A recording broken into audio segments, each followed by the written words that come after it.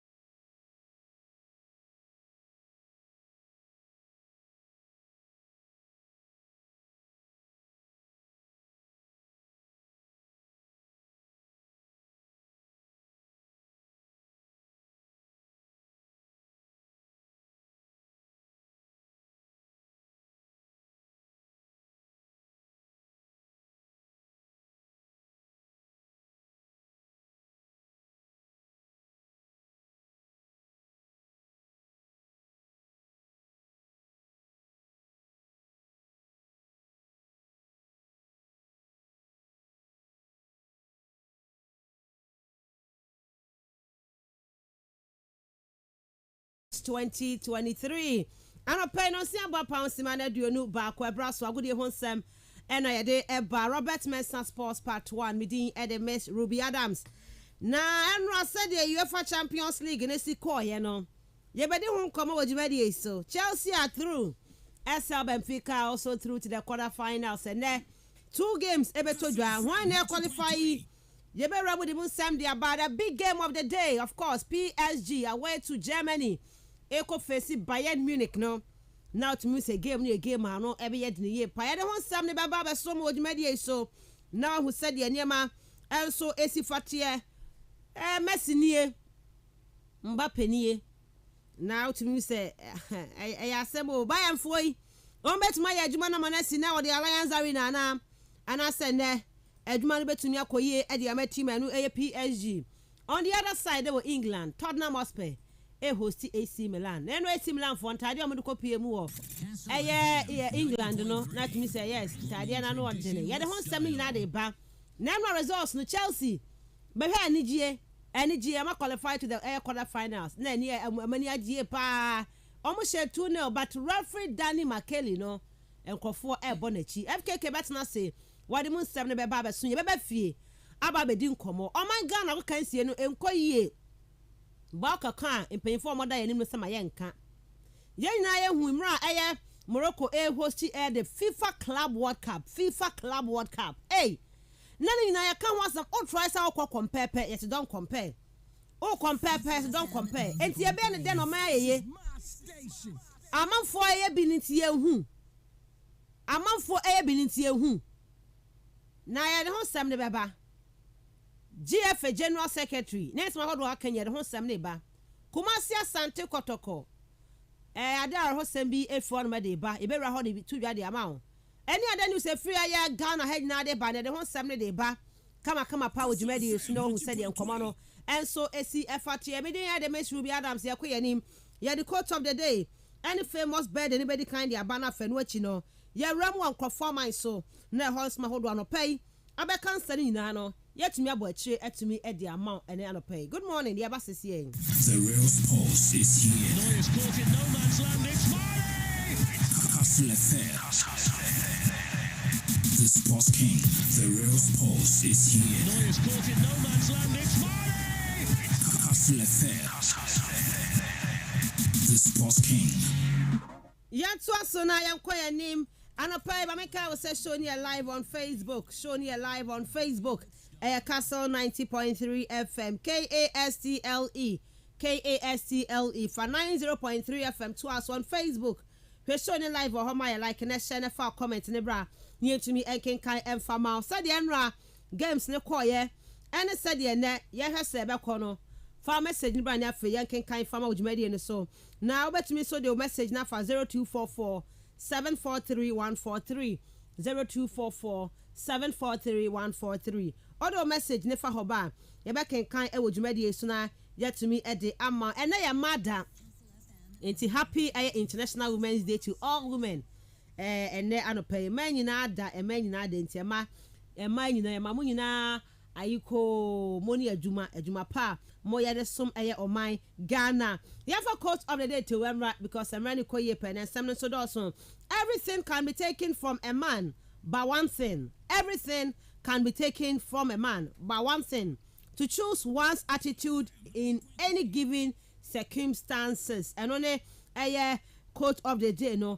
you bet much be everyone sa be bet me everyone sa na mom no ade ba ko ayi wan kasa wo hu control no wo attitude senior we see related to others no usuban na won ne ye no eno de ekura wan kasa o obi ntumi nso de bia maka so bi kwampo sha say ya ade a at the end no the final decision no is on you enti no o attitude your character how I will behave how I will ya won yama no and so any ancient crime and many pound quality many pen tumpo enti ade na won sesa no ade na won change your attitude no ade ba kwa me so obi ntumi nyin famfiri unse ebi an uso na ebi a o ma memo be hwe say e be cheche de obeye mba wanya du mpanyin fie isu de enyo obi na e be cheche de wasa wo ye wonim ne wasa wo ye be boa wo wonim ne wasa wo ye betumi ama na si wo ye Onim ne osa we do beko wanim, but you are not doing it. Enti na wonko wanim no. Enya ade a wo ye panyi e de wasi adwuma bia no. Onim se ne wo ye no emwa ma man ni nkoso, but oh ye. Onim pefe pa, you know. Akwa. Nyaze onim o, onim pa. Bibia obeye bia no. Ge bi omo ye wi a. Say no bonsam, no bonsam na year. One kasano na what's nasi. What calculate say this is what you want to do. Obe so bu or mine faso. Obe so bu ni be faso. One a pesa we yen sa. Enti me fan show bia. Sa we be na say enkoyi. Don't blame anybody. One kasano because ni na is in your hands to make the right decision for yourself. Say bia am for benefit bi no. And so debi da. Say am for benya so for support debi da. The open person kumnya no nkuanti enti na ade bia we bia no have in mind say one kasa na wabo timpo se obeye enyo bia na epushi so mpo na epushi mpo na one ma ho kwan na epushi anopai kai say to choose one attitude at any given circumstance no is upon you ade obi antumi take it from you your attitude at any given time no one kasa na decide anopai let's make the right decision. They be boy ama yakoyenim. They be boy ama ye man akoyenim no. And attitude I was see put in place. And I was see to me a show in life. Wow, her attitude we nti adwuma ye be koyeni. Into man ye be koyeni. Into abusu ye be koyeni. Look at your attitude. And opai yen check an attitude. And then the quote of the day. Yeah, they are to drive cake na so dey Ramon Kwafo man so be na would do better. My mama show happy birthday. Happy birthday confirm up and would do better.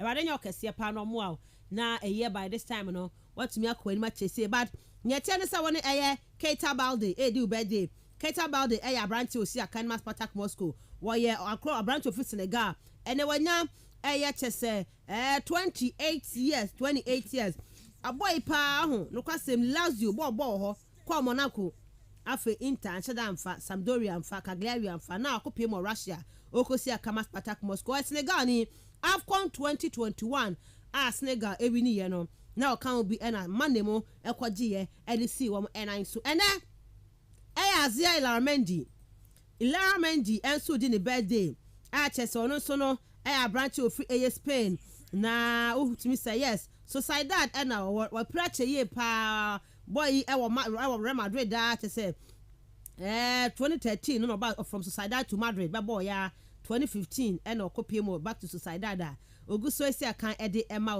Isaiah Ilamendi and odi ne birthday spend man when akwanya bo games me sape na de ama no now one of the prospects Madrid for enya no in 2013 no but ancheda amfantine Sociedad they are doing well in the league Europa League so no utimi se no so no many abrehu ye penti na won no na edu birthday won Keita Balde so no edi birthday kai say we on Madrid Copa del Rey no waji UEFA Champions League da waji UEFA Super Cup and waji FIFA Club World Cup so ba kunti no enya bad sa amanfo abo Champions League no o ma enya bia ntumi anyi ti say wo do birthday woni o mo na edu birthday ya kwa nkrofo man so and what they see what Chelsea game ya the mun sem oba Danny McKelly referee Danny McKelly from Netherlands yeah bonidin now ye Danny any bonidin and a PSG against Bayern Munich the Allianz Arena Germany game ni baby say for message nefa 0244 743 143 0244 743 143 yeah come conform so it's exactly 30 minutes past 6 on Kastle 90.3 FM yeah ba the real sports is here. Neuer's caught in no man's land. It's Mane! Kastle FM. The Sports King. Battle for nations. This is the finest. This is the best. King of sports.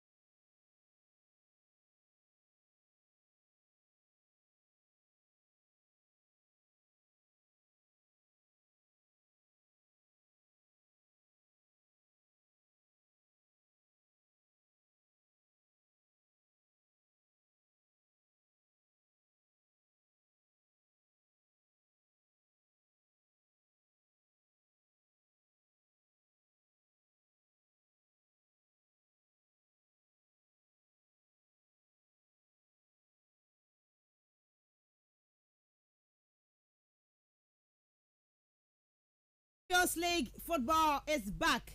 Yes, you ready home come on, but Macau say Africa, you see the no cost ye papa and your fedia grow credit home same near beba and then you see about midweek, of course, you see about midweek into the CAF Champions League and the CAF Confederation Cup no. And also home same near the beba so ready. So FK Katsina so dear Raymond Conformance so and Semnimu. FKK, good morning. Good morning. And a pay be able to yeah, be able to which now Naswa, the radiasi. Okay, right, young quiet. I'm an examiner. Near Bob on pay, ya crowd. Okay, I no paying so ye Romu, I'm an examiner, ya Bobuano, ya de Brown Kastle 90.3 FM. Into join your show no, I dare him say live, Facebook, Kastle 90.3 FM. Kastle 90.3 FM. Kastle no fake edikan 90.3 FM no fatwa so we are like show no for comment no bra ye be reading nyina edi amount sanso na we are na wamia na tiko no wa share na de atoto to other groups no so na afi ye koyanim e wo sa kwan so Kastle and app no so eye adwuma uruam e App Store, Google Play Store na afi watimi akwa download eye an app no depending on our phone a we use no na afi watimi aye download no Kastle app no and also Kastle 90.3 FM na afi watimi a download ye shen 7 say e de free Champions League games are baso ene unim say na Wednesday games no to aso ye shen siem emfa fro ne emfa nrade no reaction no and also emfa ento aso emfa emau na ye nkọ Paris Saint-Germain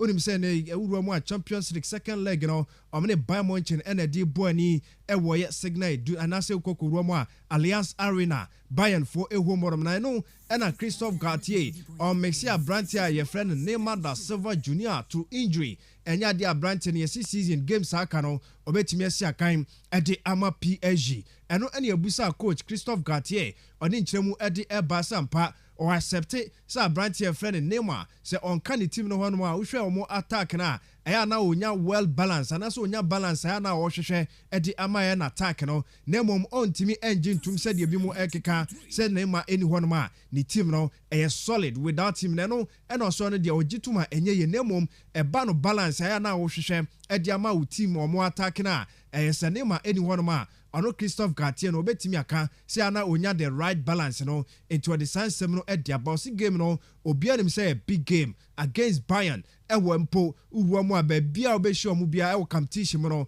e ana ye din e di mo PSG fo omo aboabo mo ho omo kọ na omo akwa sa game no na afi omo etimi esiki qualification yanko Stefano Pioli ono ene coach Ediama AC Milan unim say omo so first leg no omo ewini 1-0 over Tottenham Hotspur eno ena papa friend Pioli and some of the eba e warning sonko baaku mienu miensa odema eye AC Milan players no say emfa so omo wini baaku omo de 1-0 ena ekọ enu nti omo kwa defend osiso omo koya sa betimi ahadwuni ye pa omo nko na omo enko buye game no mu na omo mpo enko person benya ye first goal na game no enye den emfama Tottenham Hotspur eno ne nsama ene Stefano Pioli oe coach edema AC Milan odi eba na Tottenham coach ene Antonio Conte papa no ekoye surgery kakra say waba into obaya big game and or the air started a honum na uruamwa or the nsem no mu nkyeremu e de bai aso hwe Tottenham Hotspur any onu coach e friend Antonio Conte na adwene se de bia no competition bia obobia no obebo awini na mom e ha na difficult so obewini e competition. We fight to be competitive, to win something, and I think that this has to be our target. And Tottenham, as a club, has to need to have this target every season to fight for something important, to fight to win. But you know, to win is not easy. It's not easy. It's not simple. And I think we are in the country that is the more difficult country to win something. Yes, and today, and only some Antonio Conte, we coach. Edma Tottenham Hotspur no or this San 7 eba no se Tottenham there ampa e wo se omo ye club omo statistics na omo dwene hu susu se nei ombe win a competition na mo hwe England omo na to win competition no e ana edin sanso e na akwa rom susu a competition bia ububia no edin tie nei or the San 7 no e dia boso omo prepare ahead of that game no na omo akwa akobo aboniye na omo etimi edin kunim yenko Benfica enra 5-star team and then omo ediama ye 5-star display omo eshe 5-1 over your Club Brugge na after the game no and Roger Smith ono ene coach ediama Benfica oso o mani trimu enye ne dekra say ne wakwa win this game no over Club Brugge 7-1 on aggregate and omode come and utina ntima baba be ne de or say there be also omukono konkode na fe games na aka no omutimi bone kakra na omu etimi yi front one year o mani trimu enya ne de kra na mo se ne de kakra say ne ba na ye top 8 omo kom woni wo Champions League nim na ono so baba be ka ho bi enti ano de obetimi akasa ne de yie pa na mom no games na aka no de ano ene soso eno na edi animu a eba wo so mo prepare na mo ekobo sa game ne enko papa ye friend na ye Graham Potter na ono so enko tie ne nsem no enra o se na a special night at the match Chelsea. Yeah, brilliant. I have to say, brilliant. Just sinking in. I thought a really special night here, great atmosphere, the crowd were fantastic, the players gave everything, and to win 2-0 and go through is amazing. A fantastic performance from the first minute. What did you say to the players before kick-off? Well, just to show themselves as a team. You know, we've had a tough moment, we've had tough periods, results haven't been what we've wanted, and we've had to suffer. So tonight was a night for us to show our quality and show what we're about. We had a good victory at the weekend that I think was important for us, and then we knew the importance of this competition, we knew the importance of us trying to get through to the next round. So there was a real determination and a real spirit, I think, in the group that said, no, we want to do everything we can. Yes, Intiane no ne sama Graham Potter o coach Adema Chelsea ono so edi eba say nsem tiawa e no catch players no say na nsemu omo atete ha ye pa sabre ye mra also omo so etigina na omo eye bibi sonko edema won supporters na no nti ene no a omo kire reta so ene honhom baako e mo etimi edi nkunim e wo sa game no na Graham Potter ebo abrante friend Kai Havertz ene Raheem Sterling abaso say no omo team make difference no e de ema Chelsea yenko Jude Bellingham ono so say nei referees no watu omo ka wabre on wakwa make comment no so so wanhwe na e be fine no eno ena de oka nyina ene say nra referee friend Daniel McKelly no game no anshada anya de o se de na hi kra any penalty no mo eye retake no. What do you make of the penalty? Not necessarily the first one, but the second chance. Well, I've not really seen the incident back. I don't know if I'm going to get to it there, but I've not seen the incident back. From where I was, it looked like it was pretty close, and you know, I'm not sure what more you can do with the hands. But have a look, it's a yard or two away. I'm not too sure, but yeah, I don't want to get in trouble. I've played enough to them lot. So, but yeah, I think that in itself was disappointing, and then the fact that they've had a retake, I think it's a joke. I think for every penalty, especially when he has such a slow runner, there's going to be people encroaching to the yards. To the box by a yard or so, but that's the game. I suppose he's made the decision and we've had to live with it. Yes, and you know, it's a decision. Referee Nigeria, team, and you know, see a joke. Penalty retake, no. Odim so no ankasa e ade na Roma DFB omo di can fine no £40,000 and as €40,000 2021 no emre ko make a comment over a referee decision bi oje me kire Felix Ezuaga eno nti e na enra obeki sa comment ni wie no ode sansem no e de e baaye England abranti fan no Kyle Walker no yesi na so betimi ayehye kokopie wo Manchester United a yesi kokopie mo ba bia wo honom e na abranti no after omu game bia ba so honom na afei okohyehyɛ wa na game bia enya ne yere asa okisi no rough na afei oye nyoma ensem fatare no e na omu saka mfonyi no omu se abranti no ombetimi atwe na so na mom wo enra games ni bia ba so no e na manfo bi di omu nsam e de eba Rio Ferdinand o se ampa Chelsea for omu qualified ye nanso omu team no enye team ombetimi amai sa solid performance ombetra baby omu akwakodu no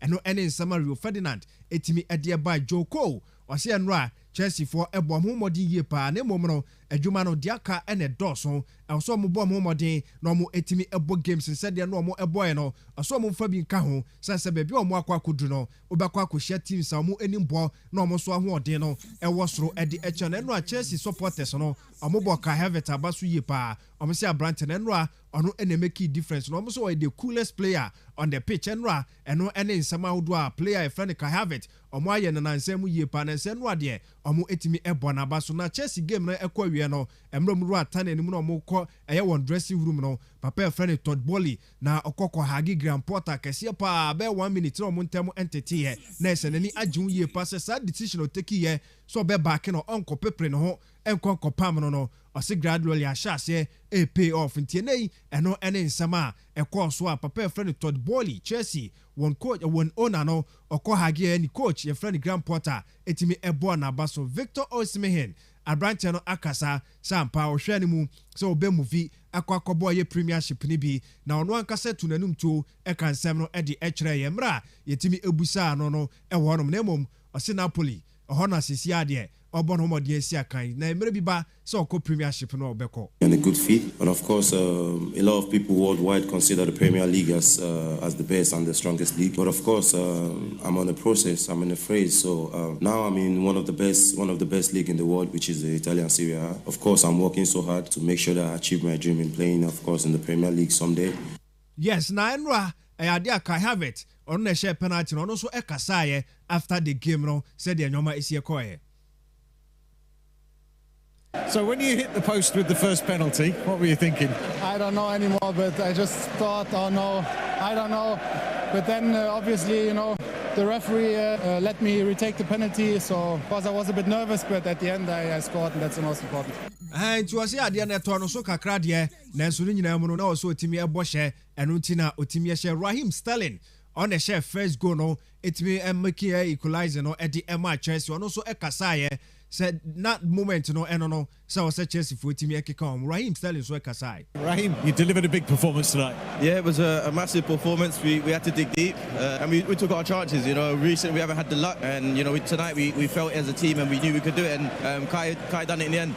Yes, anti eho ensam no na Scott Parker ono so your coach Edema Club Brugge ono so etimi kasai oje 7-1 2 legs and fair na ekoye no ono so etimi kasai ebusa no said the nyoma esi ko die wa anya hampo domestically nyoma enko ye mfa ma said defeat we die wa gitum say ye bepam wo. I understand why you asked me the question. Of course, doing that question's probably been aimed at me for some weeks now, and probably that momentum has picked up, and the way that is. But I can't really control that at all. I'm not in that power position to understand it, and you're asking probably the wrong person in that. What I am is I'm fully committed in trying to turn this corner around, and that's what I'll do.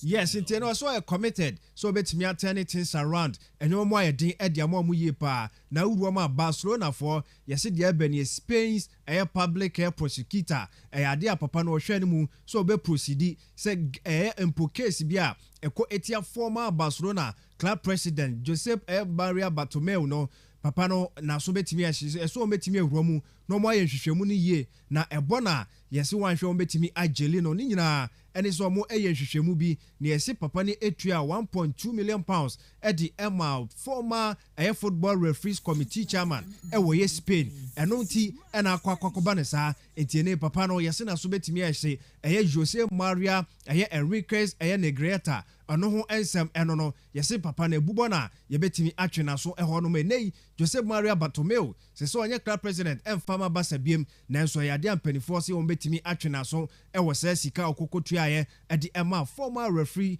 committee chairman eho ensem eno no na nei Rio Ferdinand osi referee Daniel McKelly enra wanya de wambon homodin osi ampa obvious se papa no on border into hwe game na ekoso na sa decision na o take etia Borussia Dortmund no ade ana papa no ase waboni tirimupo so baba be yesa adwuma no edi ama Chelsea Rio Ferdinand ono so abo referee no echi ye pa se no ne performance no na ewo form ewo hono ma ne ye de sansem no enso bi edi ebrewo enche ne esi form na mom UEFA for omso be refund Liverpool won supporters ewoma last season Champions League fan no many Real Madrid dey boy ni no onim say game no eba be hye no ensem bebre esisi ye ema supporters ni be omo ntimi nguramu ankwankwa kohwe bia no ena UEFA for say ne tintini ntiatia nyina no aso mu etwa sa blame game na so na afi omo award Liverpool won fans no won sika no omo mfa omo back nti omo be refine sika no edi amomo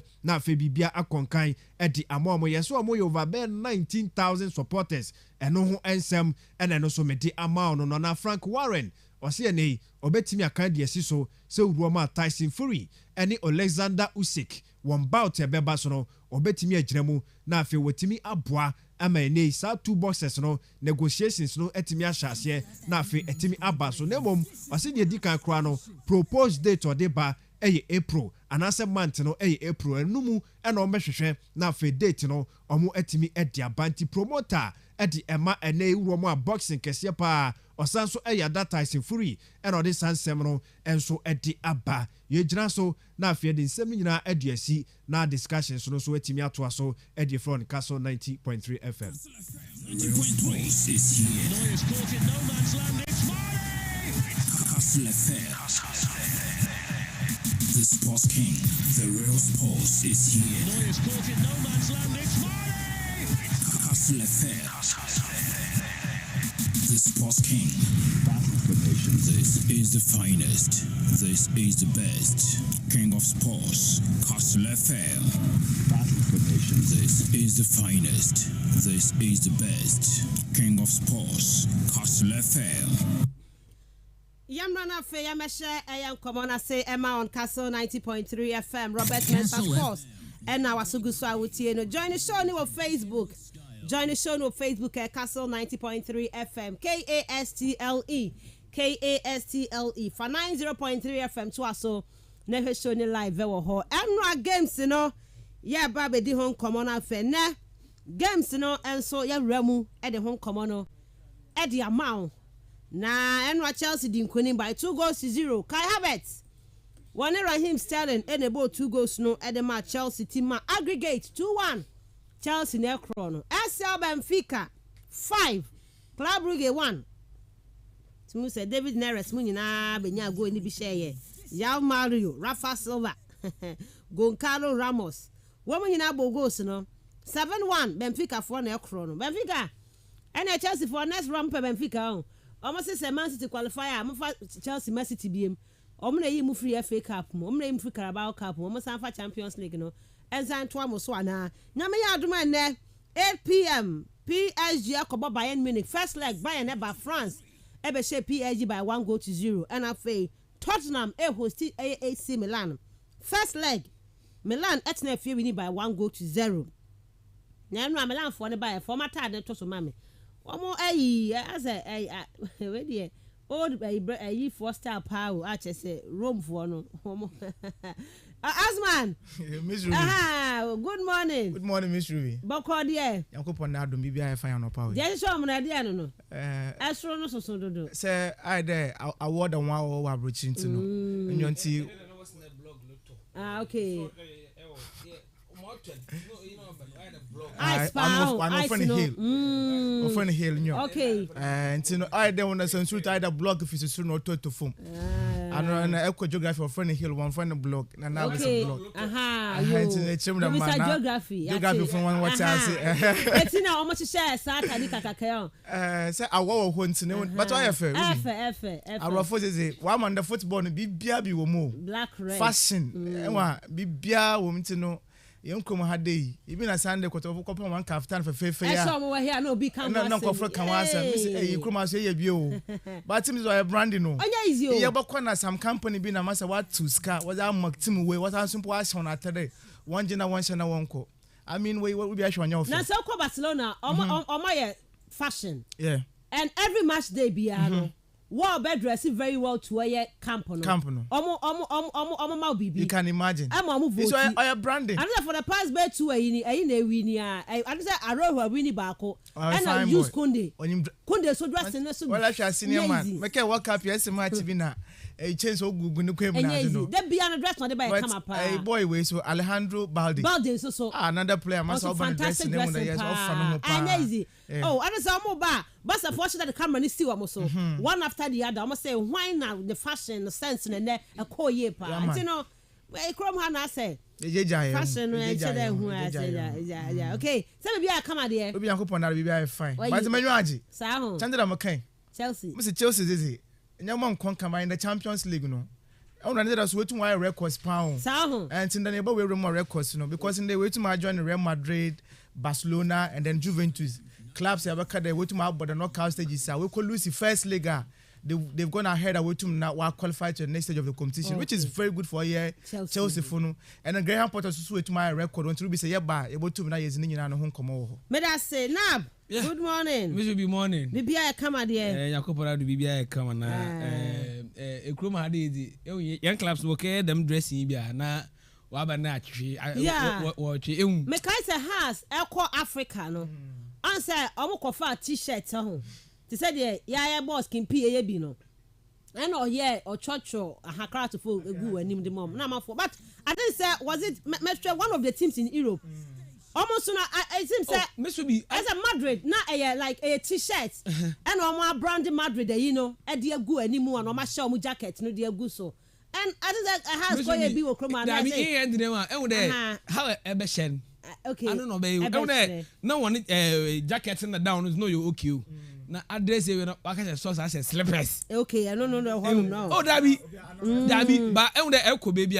It has to do with the quality of the top neighbor using. And the branding and branding obey you. I know be say asan comes ye la course yeah. Or your quality.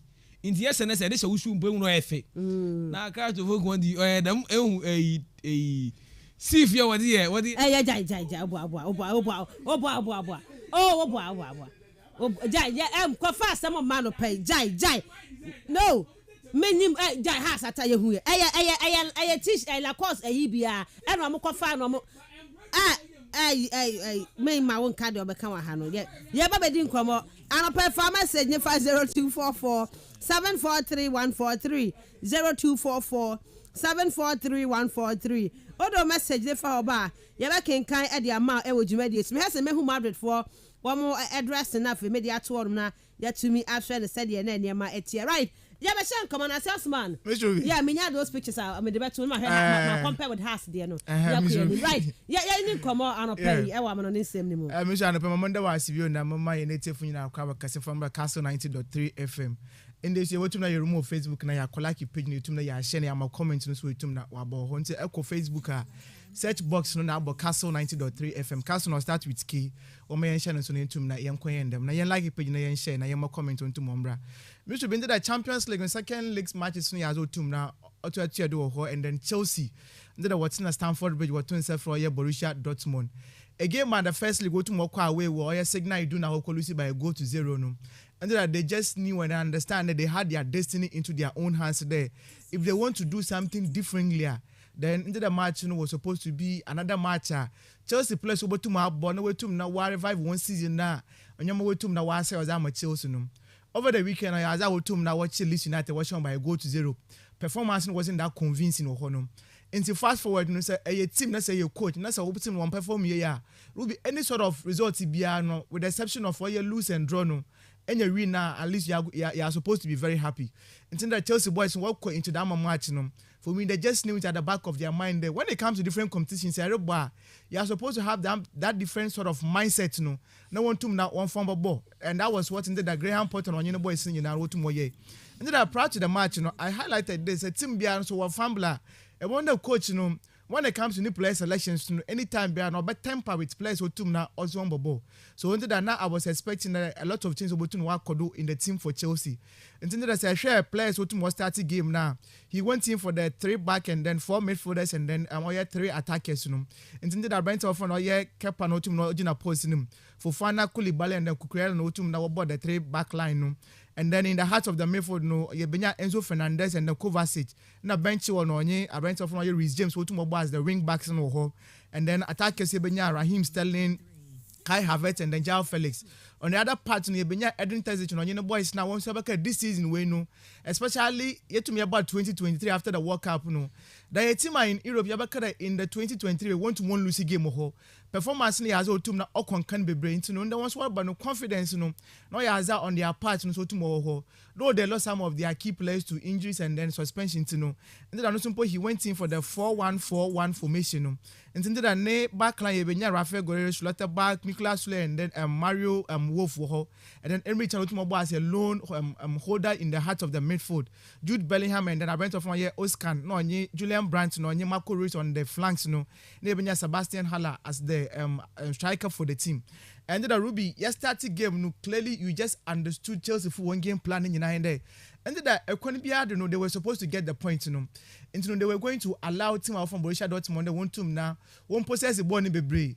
Why? Because Dortmund, like I said, if you look at their form guide in Bibia now, I had no confidence or what's doing, that they wanted to attack Chelsea from the onset, But yesterday game now 3 minutes per now I went off on a Kovacic with now we release Raheem Sterling and Bolo to Ruby. I thought they could have done better. because at the point in time when you're down my ball, no one-on-one with the goalkeeper, and then before the defenders were tracking back, no indecision, not on himself, he should go in straight for the shot too. So on any place one bra, non to not unpassable, no make an assist to. And then before he invited other players to come on board, and now after he couldn't do anything with the ball. And then fast forward, Borussia Dortmund took charge of the game. And then in terms of possession and Bibiano, they just were doing everything. Chelsea did now in the first half, almost about the first 30 minutes, no. When they come to even stringing passes together, no. Now we to know why is Zama Chelsea full. And then fast forward after 35 minutes, then you could see that Chelsea had a game plan there. Now, let's allow them to play, and then we are going to use a lot of the wing plays, Inside Basha, ball, maybe Brennan shut down for midfield one. Inside Brent, our friend, or Reece James, no, bench one, no, what to know about because they were so direct. Into what the ball now, they will try to force the defenders of Borussia Dortmund. Into Basha, into the Rafael Guerrero, I went off from Mario Wolfer, into the one which one pine, especially in the hands of Reece James, and then I went off from bench for me that I shall come to more for that. I'm a pass was my Raheem Sterling. And Raheem Sterling did that, me knew what was wrong with him. And the market is actually Chelsea team this season. And if you are looking for a natural leader, who is the leader of the team? Maybe you would want to mention Thiago Silva. But when he's not available on the field of play, at least in terms of achievement and Ejuma Raheem Sterling way to marry with Manchester City, even with Liverpool, no. For me, he should be a natural leader for your Chelsea team, no. But all this then most people would want to rely on Kai Havertz Monday. These are youngsters who to now why you know. But for me, it is a no for me. Intended that I can't to more for that dama miscule to more benum, and then Otum Osho was an Otum make it amo control no, and then Otum Obon to the back of the net no. For me, it was that good, and then Otum Dama first go no ho. And fast forward Yetum Yako first half no Yetum na Yaba. And then Yaba second half no. Then you could see that now Graham Potter 1-1 on aggregate. Now Yaka there away go rule no, it doesn't work over there. And the Chelsea were in the second half, no. Now, boys, since I started getting that confidence, supporters since started getting behind the team there. Okay, this is a stage we are going to fight on. Now, on penalty decision now they were talking about one the penalty decision, especially Benchi or Otum na ball in the close proximity of Mario Wolf Ninsano. People thought that the action was so close and Karif and Conchana and Koji. Ruby for me, rules are rules, and then you cannot change those rules, no. Ball or ball, did it change the direction of the ball? Yes, it did. Was the hand in the natural position? No. And it was a clear penalty. And a penalty but no. I went off on a Kai Havertz. For me, Seko Chelsea or 2 players over penalties, or Reece James and then Kai Havertz and what elbow. Intended the coachness in there between the 2 players, no. Our elbow ball na any damn confidence there. I can do the job, no. I want to make a ball nature to me ball. But I can't Kai Havertz or coaching a ball nature Rubio or Koboya or sell for the very first time, no. For me, no how I drink a crack. But then after the replay, no to more no. Everybody could see that there was that encroachment in the penalty box, you know. And then FAK stories, we are afraid that Munina Obiari Church and Adrian. I think that was the talk and Uncle Fotum now. Welcome, Wasem. For me, football it is governed by rules and regulations. And the Ruby said, what call the encroachment rules now? And then I tried the many dama rules, you know. And the very first point, you know, I see encroachment by an attacker player results in a penalty retaking. An attacker player that the other team no another be Chelsea when your penalty no. So Chelsea player no ultimate question a box man's hand and ball no penalty now. The penalty so was shame part it is going to be retaken again. That is one aspect of Hono or an indirect free kick if penalty was not scored. Or Chelsea was answered but I'm away no. Another point is in there encroachment by a defender player results in a goal if penalty was scored. So it means that Dortmund for one player no and then go to mobile room and go no what say nka referee nko botum nanka wajigo but in the one say you know the penalty would have to be retaken again into a say a penalty or penalty retaken if penalty was not scored. That is the second point. And then the last point, not in the encroachment by defending and attacking players results in penalty retaking regardless of outcome and then spot of the kick. Yeah, so it means that whether the penalty was shown as a one show and would have been retaken again. So and picture in that Facebook no before Babeke who's so moving. It's clearly Obiajina box into minimum wire and the one now midfield anchor born what's no in the one moment what try the upper there and one referee no want to na on for me football it is governed by rules and regulations and that is how it works intended that or sounds one another opportunity no now the confidence was there the same sport was born also called pimba no that was where you also took down my band was born to was called tia also goalkeeper and also called to the other position no for me now it was that good for Chelsea until now I quite 2-1 and fast forward no I think penalty no Oba in the I think 53rd minute or no. So it means Dortmund had more time there over 2 now over try there over took them. Instead that they had to push men forward. They want to one corner try. Marco Reus moved 33 years of age and the other guys sitting in they tried all they could but then Chelsea were so resolute today. Instead at least the 2-0 in the way to win they were going to protect that lead and then Ruby for me young boy Chelsea for now bad especially the players under the way to win a game that one player under the manual son of Bob Power was Marco Krella. For me, that was one of the best games I mean while I'm with Chelsea. And then it was that good for him because he's one player and now most of us can watch him there. And Boston Bonnie has their own team now on conquer. Then the Khalid Koulibaly with you one. She can't to more for the boys singing and what team that would defend it. Because all the baby no as was a pressure, was it to wonder and then in the heart of the midfield, you talk about Enzo Fernandez. For me, I've already singled out I went off on James Rich James Simon on bench Ejuma Wotum na waye. These guys were so much very direct for the game and then Wotum na one wasn't. And then the strikers now I went off on Jao Felix. Yes, I'm sure they be do some stage now. We are going to see the best of Wotum na Chelsea Funo. Ruben did a record by and I started in America. In the history of this Champions League and then Chelsea ball Wotum Bonum. And then Chelsea Wotum na qualify has become the fifth time at Chelsea as a team. Way to mark up the knockout stages of this Champions League competition now. While we could lose the first leg, way to now about qualify for the next stage of that competition. In Sebasha, Madrid way to my be 5 times. FC Barcelona way to my be 5 times. So Juventus way to my be also 5 times. In the Chelsea about Kadama elite group now way to now we make it down Champions League qualification. In terms of when they were losing the first league, way to now was they win the second rounder.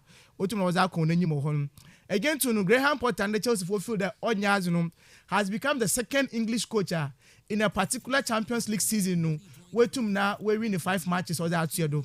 The last time we beat Moye Binia, coach from Oye Bobby Robson as Newcastle 2002-2003 season. And fast forward, no English coaching way to now we make it down my feet. If she told you that when it comes to coaching English managers, Wanyazi and then it is something you to na okodo oye in the game. And then Chelsea again, it is a good record, but a very bad record. And then the match now Chelsea to watch 2 goals, has become the this season where after 13 matches that Chelsea want to watch 2 goals. And then they want to watch 2 goals. And the last match I want to watch 2 goals was against Bournemouth 17th December. Now Chelsea want to win the game by 2-0. Fast forward from December till now. Now Chelsea want to win more match I watch 2 goals in a game. Until they want to watch 2 goals, I think it is something about them now. One confidence in the about now. One. But on the part of Borussia Dortmund, until they can't wahadi. When it comes to coming to England and then London, one now, I never confident from one. And then now before World Cup match, no back 5 times, want to win the game or ho. And the Colisi was in Chelsea. Now on the 6th time, we to watch it who be once we could lose down my game, and then for me another bad history for Borussia Dortmund. I think that when they work around it's about to not wabwa, but again to Kai Havertz in the that. In the first half, Chelsea were not ball and 13 shots and Kai Havertz alone was part of almost about another. He was part of the shot Otumo make 5 shots and Otumo created 2 chances. In that particular game, Kai Havertz was just part of the game. Numbers in Bonotum na Okonkan. Into me should be my young boy Chelsea boys, one abado. Into the corner to more for that out of the blues, and when they knew that their season is virtually over because in the FA Cup, I think they are out of the competition. I look at the Carabao Cup, when 2 men go to finals, when 2 when we are the Premier League in the 10th position, even qualifying to the Champions League or European places, it might be difficult for them. So the only avenue, obviously, is the Champions League. So the question is, are they going to ride on this win way? No, we're to watch it in the Champions League and now. For me, I am Brennan Carbon about to watch it. But for me, into the young Chelsea team in Wanabado, at least back-to-back win away to the win, back-to-back clean sheet, definitely about to boost the boys, one confidence with them now. Wa konkano hunting Ruby young combat na young far in the match, young fun chedo. Okay, I don't say I know at the end of the year. I think the Benfica at the end of the year. Oh, Sandra, they can't. The Benfica is enough for me. it was just one of those games now. Club Brugge, I think they've enjoyed their season. And then I think in the group they had Atletico Madrid and Bayern Leverkusen, and then they were able to top the group. Then fast forward, Benfica teams are about team this season. We know the whole of the season we lose just one match, but I don't know who remember show 2. Now I expected about quite started that Lou whenever we win the match. For me, it was going to be difficult. And then come out so more those other guys singing, you know, Prof. Dennis Wadoimo, no one one squad. Now, I mean, you want to one yet. And then the emphatic win. No, to no back to back also qualifying to the Champions League quarterfinals. You know, for me, or very good for Roger Smith. No, the boys, you know. But the question is, are they also going to be able to ride on to win the Champions League? I know you say Kastle no hunting. I'm but Benfica for about the boys know Gonçalo Ramos. For me in the summer, I'm expecting the big guns to be going for his signature. We thought the losing Enzo Fernandez, you know, at least in Katim no team na waika crap. But now I'm calling how many years? Just one season. So BBR season to be Nicolas Otamendi, experienced player. Me that say Ubi never share Tottenham no AC Milan. Okay. Ebi enyabe you botumi ase from na ya hwemi ya. Satan wo mai botumi na. Okay, Nab, and the public games ni bi. Yeah, and okay, game by. Yeah, naka inya PSG. The big game, of course. Yanko the big game. Yeah, me should be enji should be out Kastle 90.3 na ketwa the one asi yepa. And the kopo mu ewa Allianz Arena. Ya za big game no botum. Wa Tugwa Homo a gamer team of fun Bayern Munich bobo up against Paris Saint-Germain, and in the first leg no you humo to mokwesi Park the Princess waba Paris Saint-Germain what in fear team of warfare no Bayern Munich walk their away utumo pick up that vital away win a year by home and there I saw a game at Paris Saint-Germain will room without the service of our brand of a Neymar with two equipra ended up yet now you can Neymar or no so to make a year by Miss will be so couple at their back line for team of warfare Paris Saint-Germain already. Abrante often Danilo Pereira, Marquinhos, Abrante often Sergio Ramos with Donnarumma. These are the players who make the back line with my team of Paris Saint-Germain. In the midfield, most of the games, so as two more to say, but Abrante often Nuno Mendes, Hakimi Sharaf joining as integral midfield right, integral midfield left. Over joining the team of Paris Saint-Germain midfield. And Vitinha, Marco Verratti, and Fabio Ruiz will make the 51 was my Paris Saint-Germain. We are expecting that Abrante often Messi and Kylian Mbappe will make the upfront. Will lead the lines as I'm a Paris Saint-Germain. In the first game, you want to branch of friend, Kylian Mbappe, not only injury, and Miss Ruby in the game, you want 2 goals. All the goals no to Michelle or Yaza will tomorrow offside. So Yazan Gwaji and Kebia might be saying a different thing altogether, and then the PL home goals are went to man DEPA. And for me, I think that a problem for team of Paris Saint-Germain going into this particular game, or as about my difficult that one. In their last 3 games in one years they have been able to win their last 3 games, unlike previously. We talk about the game against Bayern Munich. That is the first leg. No, Yazan one performance no queen yepa. Bayern Munich on the other hand, Yazan wants to.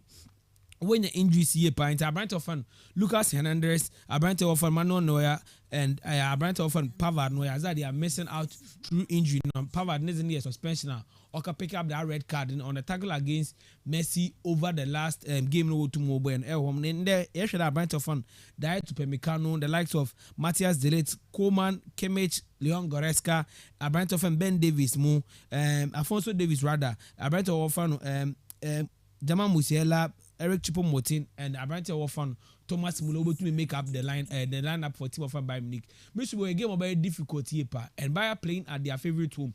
When this Champions League, Madrid are not on said that new form be brave, but in the Champions League, Madrid will be different game altogether.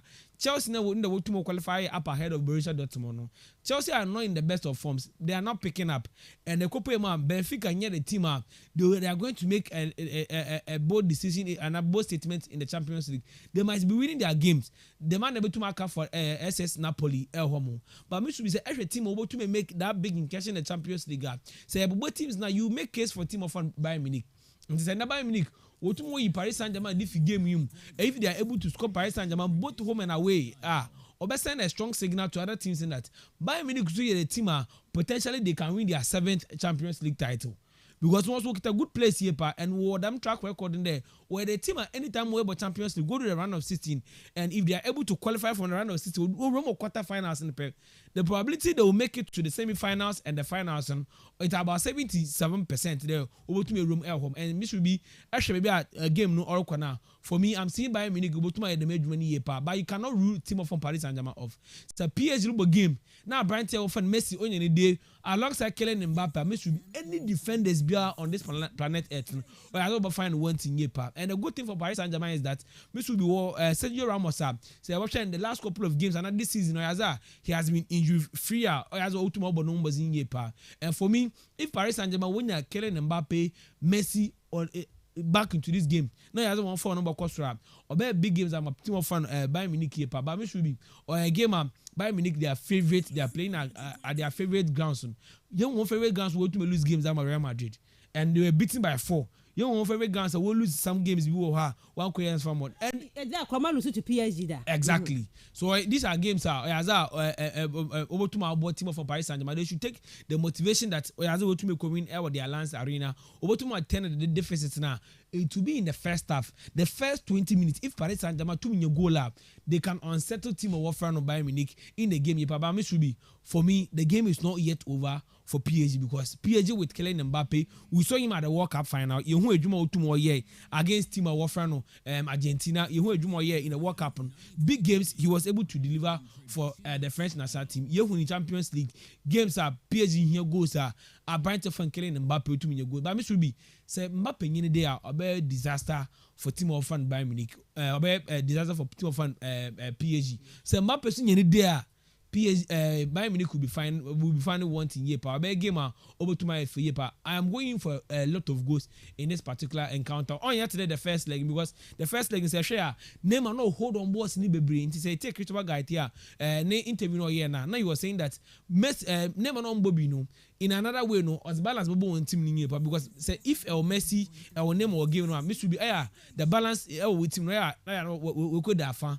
So about the other side, but say a true balancer. And I want to see Messi being played in number 10 role. One that free role from our Brighton fan Mbappe, and I think that Mbappe will do that old man's work for team of Fano PSG if.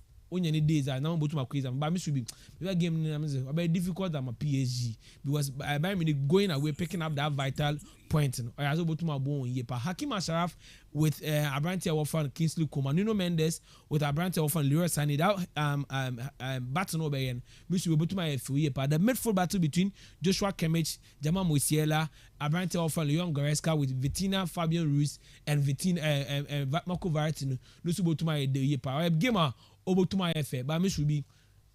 I might sound awkward in NP, but I want friendship. I'm going for a win for Paris Saint-Germain in NP. Okay, right. I think that 2021, of course, PSG could share Bayern 3-2. Our Bayern home, and a Bayern Beshe PSG 1-0. FKK, meaning the quick comment on that very big game. And you made live point in the bench, you know. Yeah. Yanti who has some new floor no much. Yeah, baby, yeah. Yeah, and said that young Kosa game. Now I call it touching and being Kaka. Yes, I only say a do stage say I hold them now. So a big team. I also watch a band of big teams. So I compare to now. I think Bayern, the biggest. Comparing Bayern and then PSG. And also the competition now. Yeah, but so Bayern, one of the teams in so much so many boy pa. And so no man but PSG big. One kasa the almost why your baby or one chassis person mo born kakray. And also the sort of players or more investment or more into the team, you know. So be from more a big team, and shada any problem. Yeah, so say Omuji team so more a big team. Who are Lionel Messi or Mbappe? These two players walk up a butcher and one a coach you or more say or more a yard dear Obiano. For me, so mummy and nuna with team one. Also, we team make it difference at the amount we but they be another cast and they say. Football, a collective effort. Unya, no one will be a yard there back also their tuma, and also bet me make a difference. No, dear, but to do that, Nana, and you might be brain, a kick a boom, come teaching Ben, the airbo, come teaching now, Obono, the only no airbono, oh, yeah, dear channel, and I saw, yeah, dear channel, and no share sign no many na a surrounding this fish channel. For me, the question and answer the answer is that Bayern was annual many na Eddie Charmo, or winning Champions League no bo Eddie Charmo.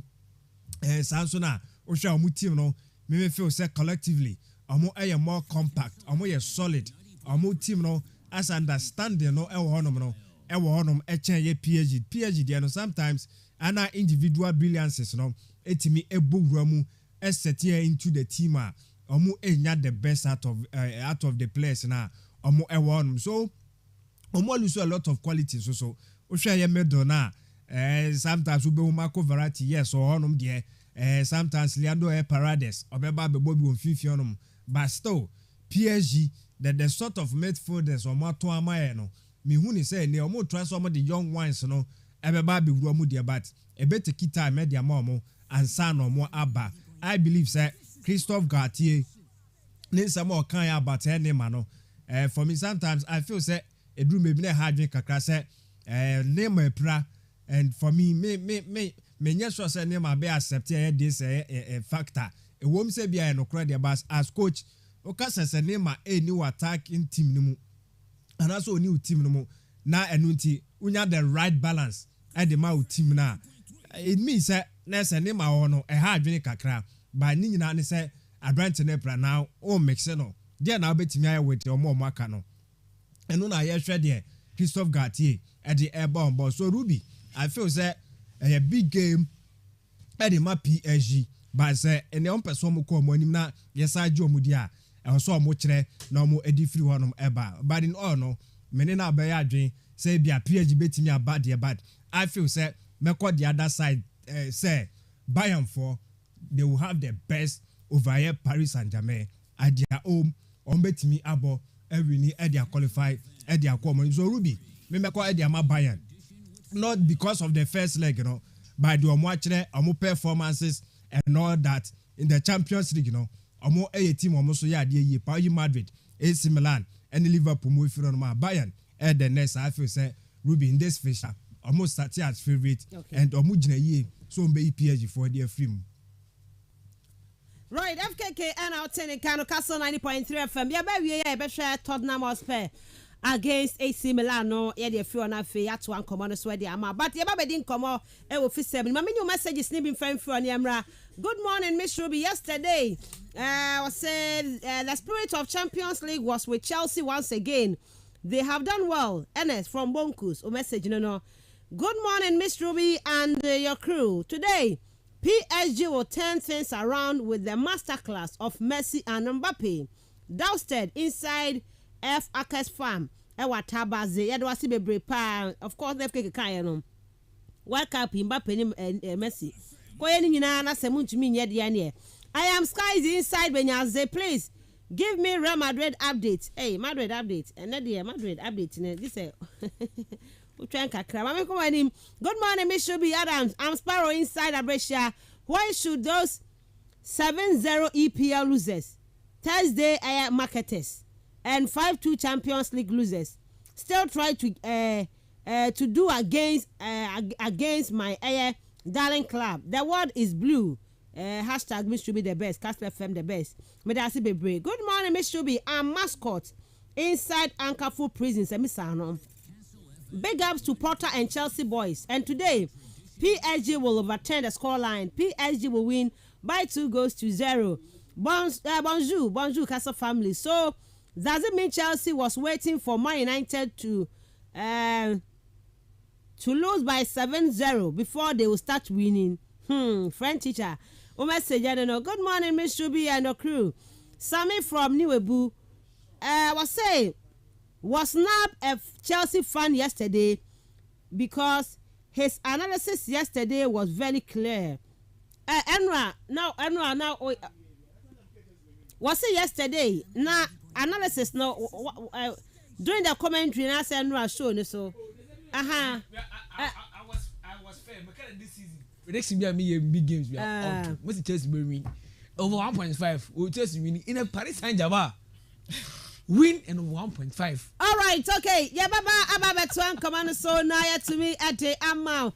And I'll pay join the show no our Facebook at Kastle 90.3 FM. Yeah, baba, to us to me the amount. The real sports is here. No man's land. It's Kastle FM, the Sports King. Over to me the message now for 0244 743 143 0244 743 143. Shoni you live on Facebook. Shoni you on like and share for comment ne bra. Yeba kan ede ama ewo eye dwumade so. Yamra na yebedi nkoma no nemom no otumi say yes. Okay, right. For pictures no to Facebook emame. The General Secretary of the Ghana Football Association and our day summer hold what they are to drum. Now, someone who say Morocco mino or Macquaco better for a World Cup 2030. 2030, right? Yeah. And Anyanunkwa Morocco 4 hour sports complex in Temamo hosted FIFA Club World Cup. No, Emma the likes of Real Madrid, mo Abba Morocco Babo FIFA Club World Cup. Ho. I don't know Ghana and some 12 be. Eko pie mo Morocco and omunya kwenya especially yankasa ye senior most journalist aya Sadiq Adams Obama enya kwenya eko aya Morocco for sports complex ho a chese okodi nani kobọ ko ma ko hwe ba bi a gym wo ba bi a spa wo ba bi a friend say swimming pool da hwe aya pitches ahodo a wo ho natural na artificial wo ho. Now it is a rooms I hold to academia. It is a hey. Adiana F party by Nanu Nay. About balance a Ghana for yes, you already. Which means say yes. Adiano Obi Ednis Sika Aya de Pa Ghana dear Sika Yan Yamfanya de Pa or Yam football nimu. Now comparison Mr. Sessa Air Banana Sa Anya F funny penny funny bide. And Papa Wodi Kanu Aye, the General Secretary of Ghana Football Association, Prosper Harrison Ado, Esquire, no say, you should stop comparing pram. Yaka pram and pacho for pram tosu yenshe. And when I say school dynasty hono, dormitory no, we be kaiki and westi dormitory back no. Ghana force should stop comparing pram to other projects. Or see a day good. See a bear applaud and quaffo. Some year Juma and ultimately say FIFA forward money na bano.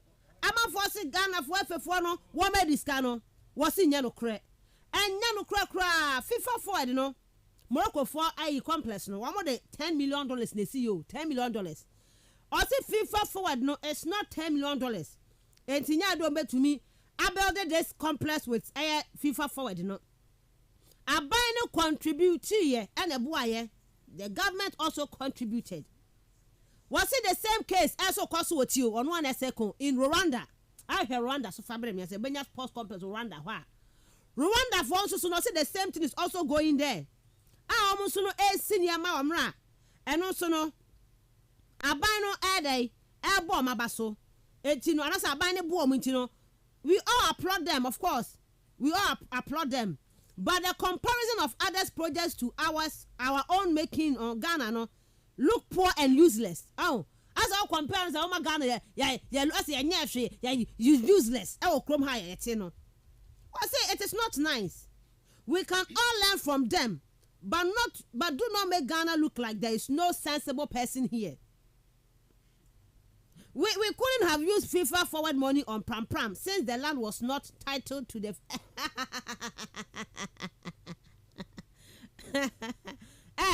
My happy to be the amount. And last week, if one say pram assassin, on say na a more tremendous was some areas be. And to know my friend almost saka cat I caught a man in saka.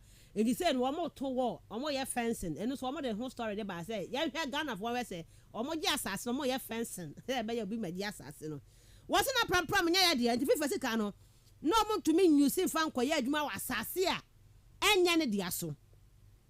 Now that we have full control of the land, we can start using the forward money for some plans we have for pram enti no mo ma ye nya comparison mama say Ghana ha sebi football people no nyansani bi anim just say obebo ama Ghana ko enti no ba Facebook a Ghana Sports Complex na I obi da ho so or basketball say or boheba say what any and Morocco but also we should stop comparing pram to the other projects because almost so you are my family almost so many plans for pram na mama asase no na yenya nwie nti no eno no nti kakra no munya ndo mu si enye ndo manya foforo no mba ya de pa ma ye okay manim say asem no oh say nsem ni bi wa akeka ho no ma na oni ne ya adwuna enye in fact ne nsem ni nyina oni ne ya adwuna enye yi said the waka say elsewhere Morocco for the omoaye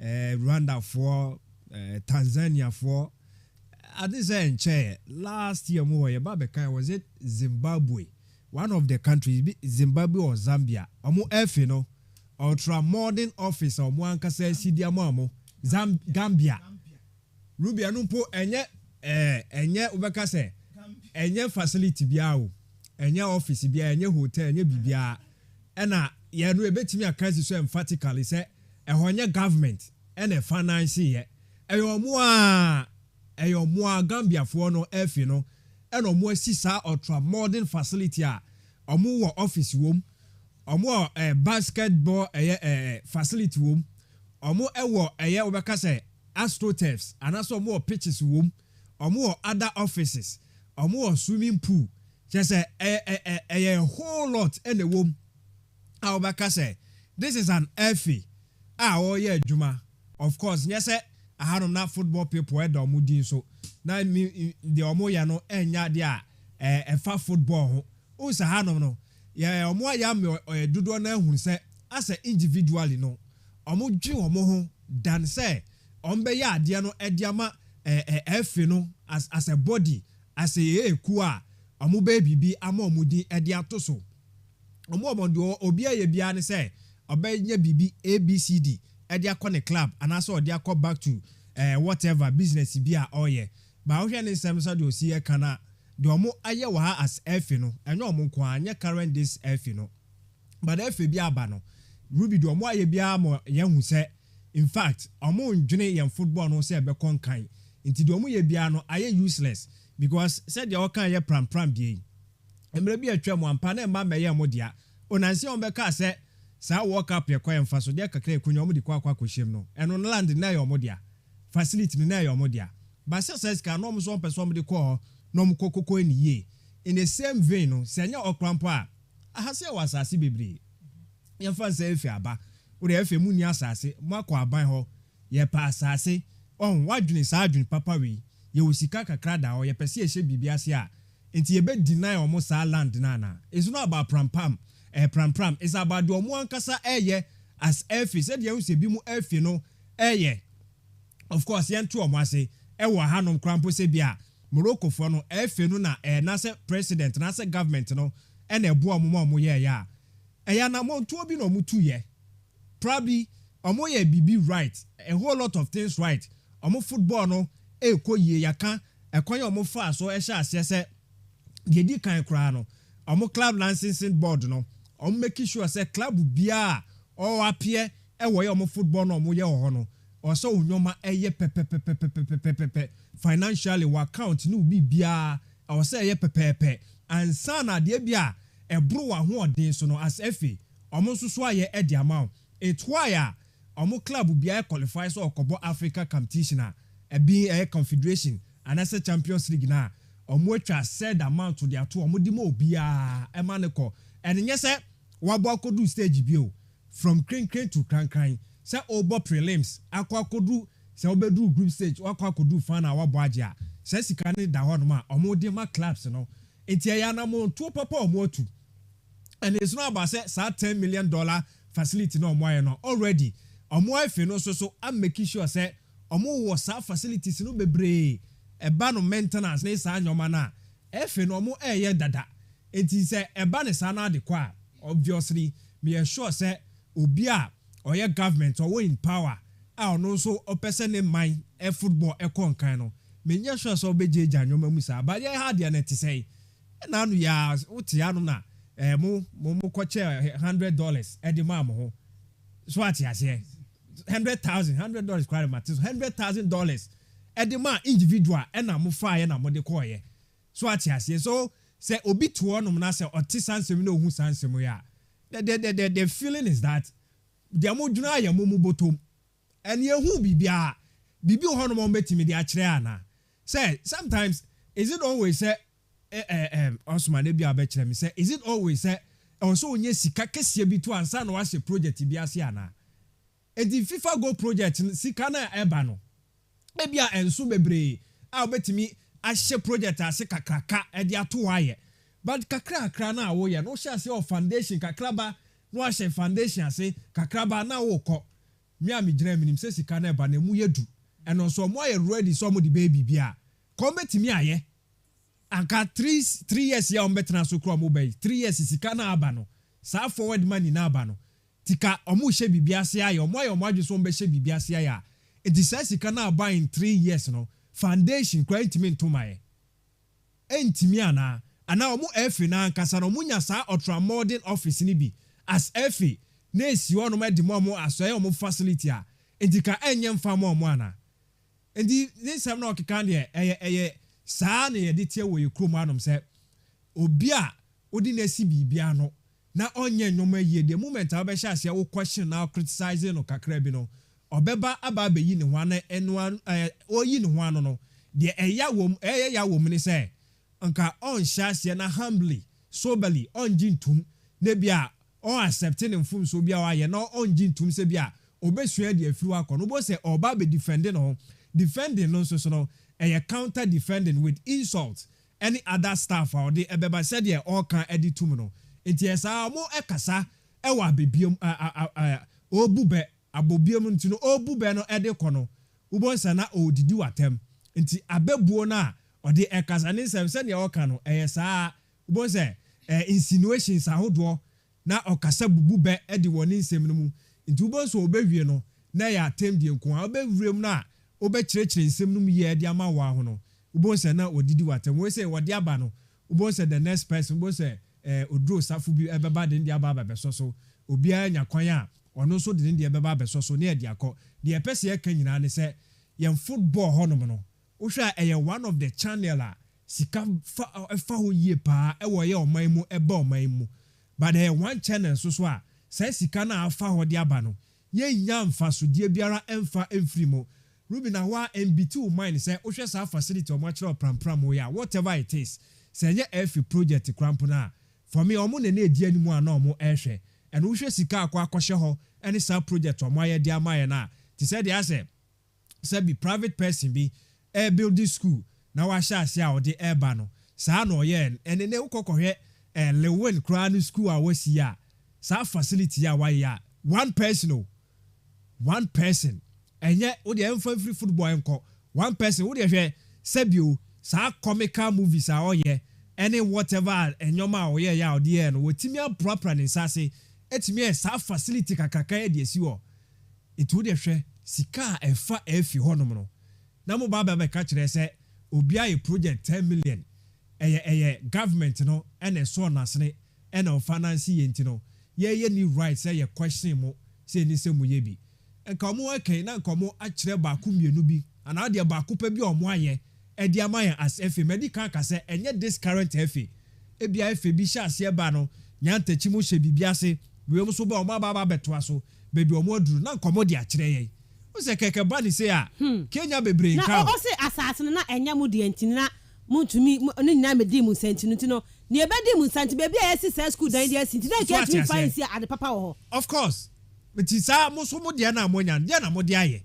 dia de pa na mo de ahya ase de afiri e de abra na feel say I say e koso ne question omo and who said there ya ne say now our hands are tied because ye de be kan say ba betra radio so ne aka ne say ya ba why na e check omo so ati ase why na owo sa ensakese any abetre kese na obetim dia question omo by law through law and by whatever obeka say FIFA for ya and are they doing it amunye after tie we FIFA ayafi January na sa we buy almost say the latest fourth cycle of the FIFA Forward program will see the following activities undertaken. 1, up to $5 million to each member association to cover its operational costs in relation to football activities. Imagine. Number 2, $3 million for each member association to execute well-planned specific football projects that contribute to the achievement of long-term football development and objectives. Number 3, for member associations that are identified as needing the most assistance, up to $1.2 million each to cover cost of travel and accommodation for their national teams as well as football equipment, and $60 million for each confederation and for confederation, to develop and promote and organize football within the region. So up to $5 million for each zonal or regional association to organize regional football competition for men, women, and youth. So sikani ni abobo so sa no ebeba enti ebeba afi ebeba and send your can ebi so badada the fans say $1 million cry which I think say bro and the buy FA so $1 million. This is serious and was here busa serious questions now as a more from who and like I'm saying government of the day and a government of tomorrow be anywhere or what's out to me now obetimi achi FA DSC ho na watwo na abo so ebi ase court bi crowd o mwakọ sambre na twam ye say ukoka na FIFA be bane na FIFA be ye say enti sa fear factor no e wo honom na obi antimi kwanhye ye FA no it's not about say uyi obedience or say utano but ye ka obeka say bia sika epie mu ye anka wasenka ye developing football no ama atra football no kwa kodu baby ba ye hu ni sa asa ye bufuo ene ye nyoma no ye de ko baby faako but senka ye nyoma ye na ya question right people na me ya mo hu se omo nya nyoma bi ye de bibia hwo mo so say ye kan ye si FA football ye asa ye refi on say football no asa government no and asa Ghana ni bia eni to me say asa otimi kasafa ho and also obuso obi asembi asa ya me hu say asa nkrofobia so omo free moon omo free esuru bi na TSC say omo de omo be football enti de omo be bia no me enka omo asem but meanwhile enye sa nete ye yankasa ye nananom ye mba ye ofasenom omo ane pass through and unim say ne eba no ye oman ni din ene da so because CAF na FIFA entimi free baby ma say nya sebi ket bitini baby oko pick no so omeye adwuma emfama no also pass through a particular channel which is a Ghana Football Association and yet Ket ES Okrekus Football Association. Me da CFKK. Me da say Osman. Miss Ruby. Yes, my young compare pram to other facilities. Now sa ne atwe home ansunti no. Kakra to me ya ne ayesu na fe na plans no. All person more edit go akwemu no. Mba cha say with the new FIFA forward no. Miss Ruby, me assure them command FKK ways in nyina no. And then one aspect I must mention probably mention in two areas. And there, and I've already said this then, and maybe I'm more my car. Say, football is one of the most corrupt sports in the world. You see, you will come a day. A ban of a loan from World Bank, IMF, no Kaunazi. So was this kind of was in Mawa. One first kind of Mauko, or boss one consultant, and one brand on Bashaja as Kano as a Kwakoye, and then they will take reports from you. And to be at no Chroma day, almost every year, beyond FIFA grants will come. Now, FIFA is not going to request for Abaka audited account from the FA. Auditors never come about audited. They be all mobile. They be all mobile. And Ruby, they be all bobo command about its accounts. No one that's kind of as more often could be a project ABC. What is kind of the ministers kind of for Subia Moa? Every year, as kind of Kono was answer about. You see, I wonder it begs to ask the question there. People in football and Casano, it means it starts from the local level to even to the international level because so if you belong to certain clicker, maybe I want Kawasam. Because you come out the ESCO one asem wahadi. In ESCO members anytime they are in support of whatever the GFA president is doing. Sorry a propose, sorry a bono. You hardly hear the people will be criticizing. Until recently, about today be a will come out today be about try there.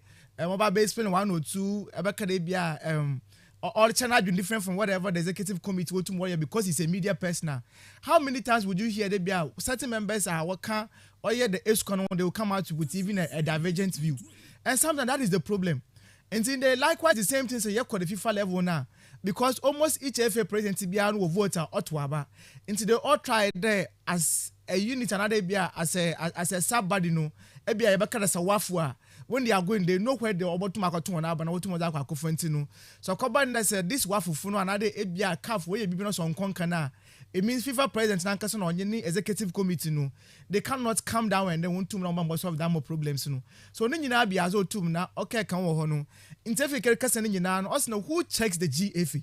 Yeah, me say that more question because that is the most important thing. Because can operate let's say at the end of the day no say FIFA you come down to the level of the FA no. About one audited account in Yinano, but then on the ground you don't see any proper feasible things or quadra. Ruby, what should you do? Another 1 hour way into the sporting world, no, I mean footballing world, no. Do they have that window to now we petition FIFA on how our resources are being used in Ghana football and now? These are the things for me we are supposed to be thinking about as at now. But you see, on the other part, you know, and I don't know, but today we are kind then the leadership of the Ghana Football Association, no, always be and they will blame everybody but themselves. Because in the me sure that the issue about mentality. Me say that meaning be brave. But even from 2003 upwards till now, Ghana had a attention in has always been on going to the FIFA World Cup, participating in tournaments, but as to how we are able to now what it would take us to qualify to such competitions, Ruby most of us in your fine argument from Kodo. Until the Yatsna one virtually young facilities in Yinano. What's even the F and Uncle to me provide us our boy and football? No, it is not there. Until we are talking about Pram was more than 10 years ago. By ambition, what sort of development, what sort of innovation, what sort of upliftment been waiting now? What I'm Pram. Assassin, I was about to make a straight for do.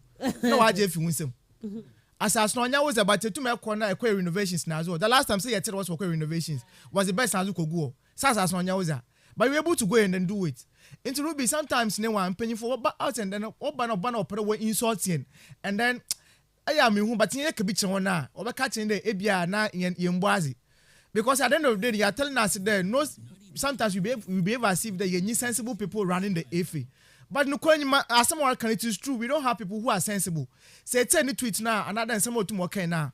Also, even before a journalist over Morocco, walk a question more no one FA no. Walk how they know whatever that is going on in Morocco.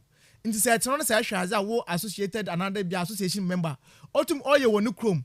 Even though I say FN pon or yempa. FN they presented something to the government. Abano OG to me there. Yes, indeed, this is what football is contributing to our economy.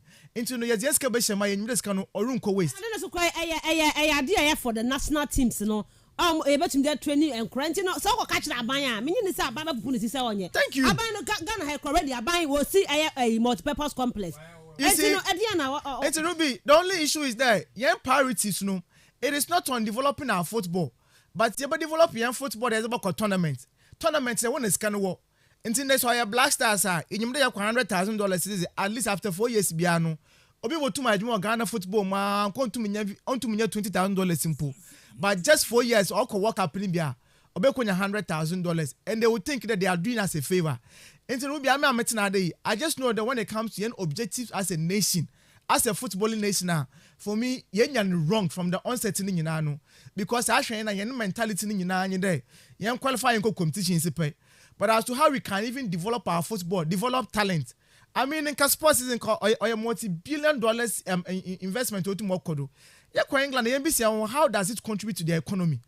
How is even corner of African Posha corner was to offer that? Why you want sports, you know? Because they're raking a lot of money. Until they so invest one scale one show. And me sure that I want to my show the stadium.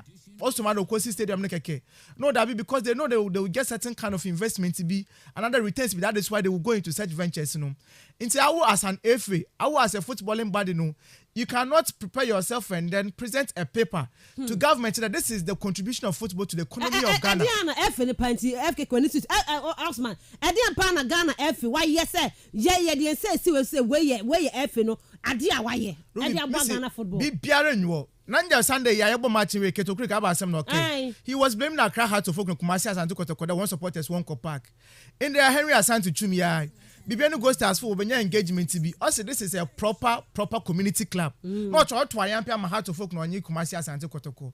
But we don't run football like that. American team Penifuna was in any anytime, but they want to find blames and then blame everybody but themselves, is it? They wouldn't blame themselves. Nah, yes, man, compare Ghana, FN, I do more yenu to other paper, more yenu. Ombaye pass as 9 years, say Pram, Ukon man, Tonton Baby crazy, school dino messages, when I have a course no now. Miss Ruby, I think that nominate to Makasi and Ghana Football Association. Why one corner the moment you make cases against them, a bigger problem here. Keto Kreku, the kind of word that me use them for describing. He's. What did you call him? Man. Keto Kreku the administration now. Go down as one of the worst administration ever in Ghana football in recent times. No, even on the supporters going to the stadium, but me except of ne manifesto masha then comes on my commoda to that. Mosha muhu ebia mrepo mosha na zaman. And Obaka or touch on the supporters in Boo. So me should be virtually whatever he said during the campaign time before the election. We do because at the end of the day, who checks one of checking? There's no checks of balance. Once they be a government, you find the instrument here back there. You the executive arm of government, your judiciary, and you will find the executive arm. Yes. So look at Ghana football. The kind of monies are from 2000 up to now. With FIFA Abba, what's assassin you the engine want to meet this kind of way? Are we serious? No, only the same Ghana Football Association. No, what 2 year budget. $20 million for 2 tournaments. What do yeah, so last 2 years was last year. Na FIFA can say on money be our under 15 or so. Quickly. So what this kana? What find issue? Na get no chroma day. Share administrative money is a FIFA about for Ghana Football Association. Na Ghana Football Association president Ojahin, communication director 101. Look at the huge amounts of money they are taking, and at the end of the day, they have nothing to show for. What do you want? Now, Mr. B, as an academic, what's in a charity begins at home. So we before yeah, look at the oh there be aha but the mama for the was yeah I know they on this card be any day when they any problem but to get the man so find Ghana football they can was them they will be on this card man any mama bro mama for honorable for example if you want to give honorable an appointment then no to my look at the facilities we put yeah chance or na be for won si onom kato krekuya to abama no because of anya dreams FCSM ya to abama no because of no MTN FA Cup ama na ye kama na to ma no eno de anya e bia meti o minister me good leadership skills but minister me de be bibi but ya ma me secretary dey say me fa eno de accountability what time ye kan sisi say sika body ni SARS FA president no e dia no de aye de onya wo dreams de anya asem kra to de mama fa course net here for my dream we be wrap up on the show net here for aba but seska ba en fe bebrebe na ka chen say asase nya wo de anti no mo de ska no akwa kosi school diocese so mo wi ska na kan ni ba bi afa fi na mo kwakwa to eye wo afa wo no ma ye nkwa ka Morocco fu adwuma mo ye ho asem because esa mo mpanyfo ne hu musam mo nya hwe nso ha enye se ye mo nya hwe wo krom hanum sei mo nya hwe and FKK baby na Blasters coach kwano o baby da no ni baby da Blasters coach o baby da I know ba kono aban boka sa akopem sa aban eya na adwese minister yi adekasi ama of course akope a room bi di mo sa mo fa ema akwasi apia na okotinem mo ankasa mo hotel and mo rooms for mo coaches nke nya de papa na for me nyoma bebra ka ye fe ni bi ya mo nyeye so atiase e obi kasa mo chope amani sa I mean all right because sikano wa he ena sikano e wo honom anase sikano ni ho so a adwuma no wo he adwuma no so ni ho edan no wo he edan ni ho 0244 408046 0244 408046 0244 408-354 0244 408-354. Good morning. Morning, I'm here about myself. Me pa chodin baby free and free. Pa chama de kwesi kakari me kasesi aba kampa. Me pa cheti o say. Yo ana pay mo abodimo papa. I'm a man like papa today. Ghana football no. Fuma no ko. Papa ya kwesi antechi. Papa no en. Papa ni. Ghana fo obaka no we su. Me kan okra kyerem. Obaka papa no we su. Ankasa o sende.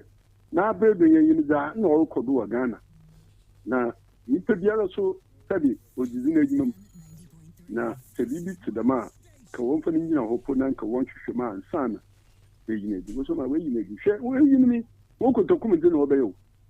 The monk of you. Woko tokum no obey. We use the papa dia ya mo mani. That's it. Me that's bebre pa rocket alright nyantachi ne penso no omoje asase ne beto na okọ ba na asase ne wo ho.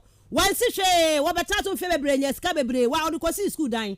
Omo ba ya akonta sika omo edisi school dan wo be bie wa num nyantachi wono so amoye in terms of facilities no wono so amoye sika ne bai wan fa anya asase papa bia anya dan papa bia japade papa bia e ma blasters coach no mo da hotel ba me fa call away. Good morning. Good morning, Miss Ruby. Me pa chodin baby o free and free. Miss Ruby George in the UCC. George etio. Miss Ruby time be my catch us say. And then I woni FKK mu ha mo ho on issues a change be emba. Miss Ruby debut Miss Ruby mbisa. Miss Ruby won anape ejuma maye. Miss Ruby efifoi onya de ombeti o. Ubenye ebi mu Cape Coast here. Omo be frɛ defend the FA just because yeah mobile money sika kakra nti omo ye funu na omo de na me to be hwe ti sase mo me catch football for no administrators no omo nkasa omo ye pew keto kreku free su ni papa ba no so no papa bia ni me to be Ghana football no me ma in the next 20 years the football go gradually sink. Mr. B, na keto kwekwe na dan fofo na ono mo football administrators say omo no mkoto abama keto. The keto kwekwe 8 years no so kwa. Next person about the same thing obey. Me da se bebre pa me for ha. Good morning. Good morning, Miss Ruby. If I chodin baby o free and free. But if I'm Isaac, because I feel do asema rabanko. Isaac etio. Da asepana idma mo. Ba na bote etipa ba so pan so ni ni enra grand porter. Ono I say Olugana say no mga so much atini bia no we win the match boy dey an imleversion and in fact ke to kweku dey me no say he the worst FA president in your Ghana football. Okay me da se bebre pa me da say Isaac banya ket nkwa ho asem ne ka enya ket ho asem eye FA president o maba wo mo ji pram si ho so mo ba be ye facility for Ghana. Na FIFA sika ba no man fancy hwe ni ya ka Morocco for de o mo se ma ya nka Morocco de no wo mo nyina ka hu bi oro ket an so ba so no so ba no onye hwe e wo pram ho ma me fa call we. Good morning. Good morning, Miss Ruby. Aha, Uncle Johnny. Yeah, Miss Ruby Michelle. Yeah, Joseph. Miss Ruby, ket administration I'm so with 16 years and I'm a only 16 with you here. Oh, so ket afun akwa for a year. Exactly nyango. So, and so obi compare ket to Kosi entity a. And this should be asked the message ka ukakini yini free mukra. So if we have Kosi entity but so it means that we support corruption. It will be accept you don't you have bad in for monk or for referees na yan qualifying into anything ya kunu ya na say. Is that a problem? Me say Ghana our time will come. With how many years? Okay. Just in the 40 year no woman. The 3 and something half years no woman. We are expecting much from him. And we are hoping say we put two things in order. Okay. But the way I can say we did 12 years is that was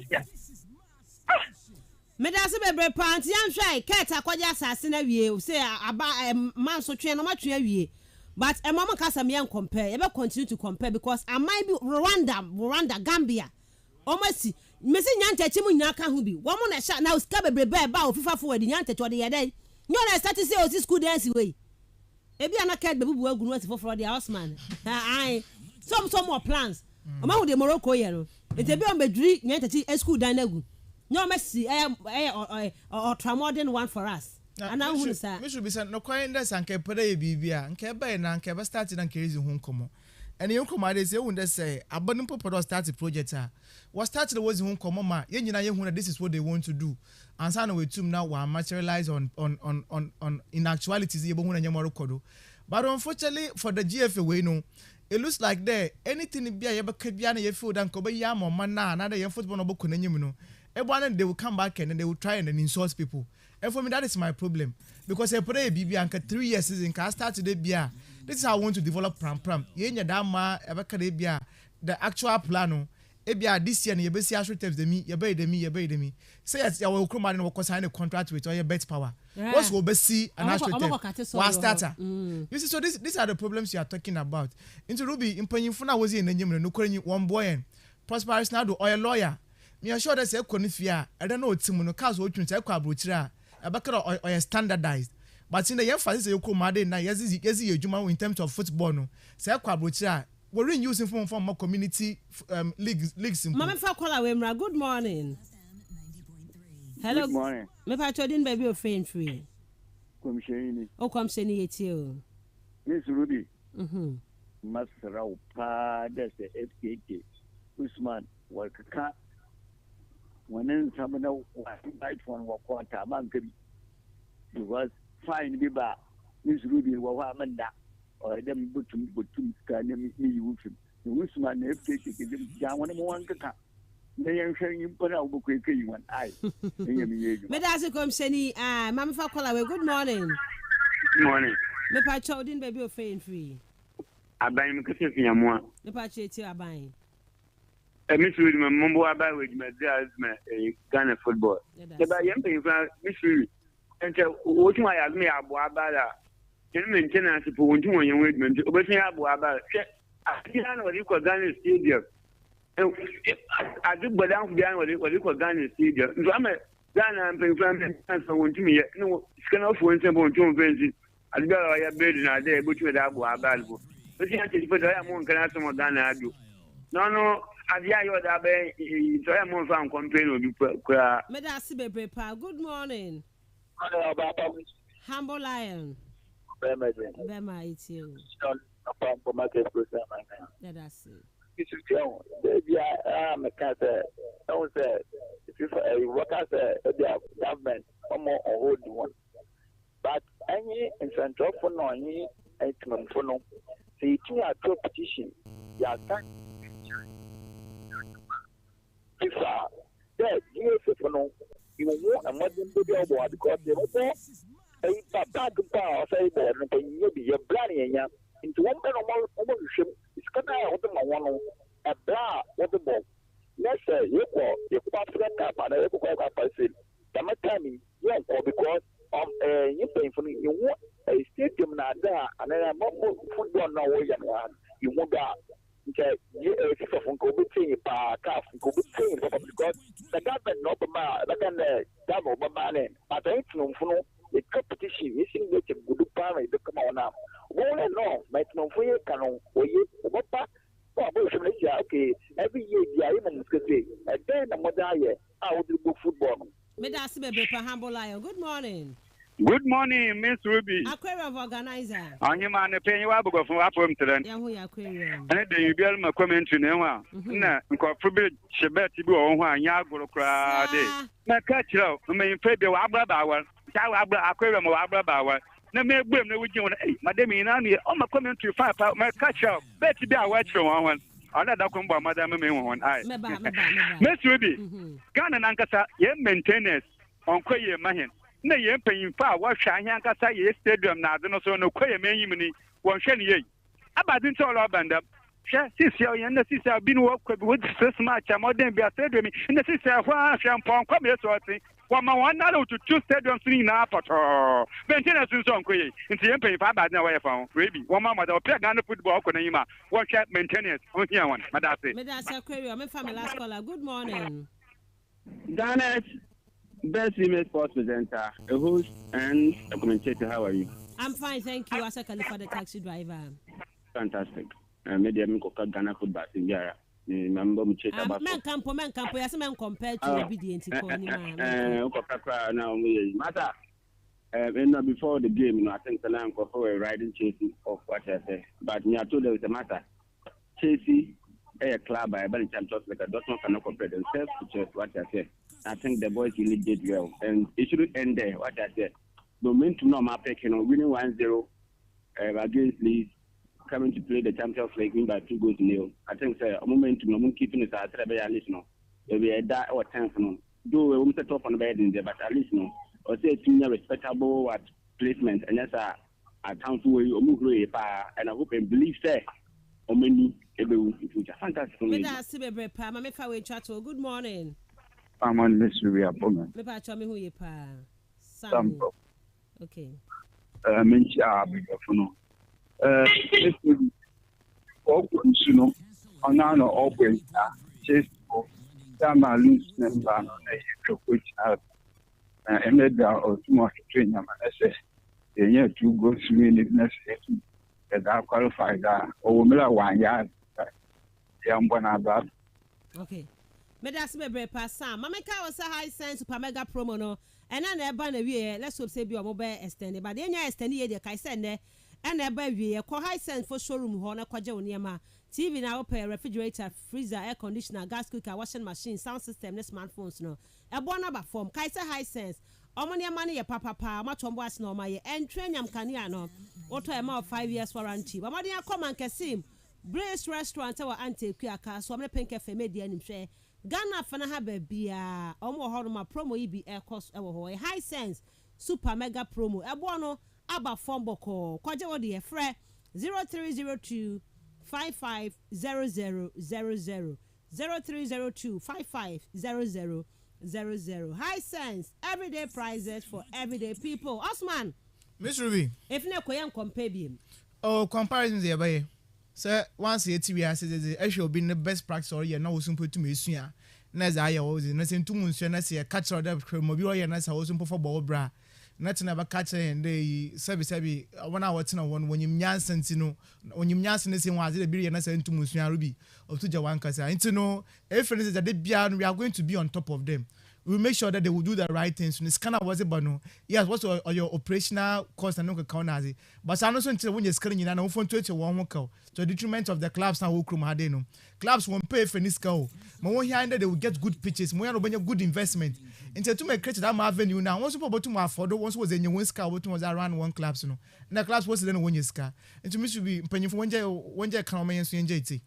Medas ba koroko coach no yes na ba no issue no ne ba no afri mo kraba say ne ba wanya 10 years ne ba no na osofai heart problems okoye surgery akwa na ntumi an survive ntino ye makodo kwabusuafo ni nyina hyede ye mo nyina hyede I'm just hoping that's all kwabasan so abebiu yeah because I know coach make small last time pony discuss why make small all from arena problem or draw problem or lose a problem in the I don't know me said me would have upon he's feeling the Ghana vibe no. But I'm just hoping he's not happy. He's not happy. Neba no 10 years abema a wonya akomayare kotoko coach no. Neba no afri mo ntino. Ye makotoko abusu ni nyina hyeden. Wo mo sem repem no. Wo mo di mu nsem nyina e de bebre. Rockstar me ko Facebook na fe me fancy na ye nkode a kodwa sampa say obo Chelsea team no abaso wanu adwuma mo ye and Black Z son also a man na e man nyina da ntu bo man nyina enso abaso Rockstar we say anwa Chelsea team no wo mo ya de ye panti no wo try no mu say obetumi perform the same way e EPL ni mu na bibia so akonka wo the free great comment tech na de bae set ato don console na wo so tie the show live wo kofodua pipeline all right e say do gaf mate wo so Osman o ka brofo do enti brofo no manemra for Matthias ye pa Kwame Gerrard say who enjoy show ni ye pande ne encroachment rule no e chechem no once what ya say who say no Chelsea penalty no na e good see assign every take a penalty no made in the Shubi Adams FK Kenab and afi Osman oti omu nyina enka ewo dwumade ne so na akwada ma ekopie mu live on Facebook Daniel inside Ayensudo enwa also what about Cape Coast is not good kra Cape Coast Metro ni Ayensudo ewo Sudo no away team no should guide the referee after they win to away team and the home are beating the referee okay really what say Cape Coast Metro ene Ayensudo United me akọ hwesa game no na makọ busa emu ensem e de aba wie nyame yad me be say share wie 12:30 to 1:30 part 2 no ya de baba ene Wednesday na na sie to amensa 8 nas with Kastle in the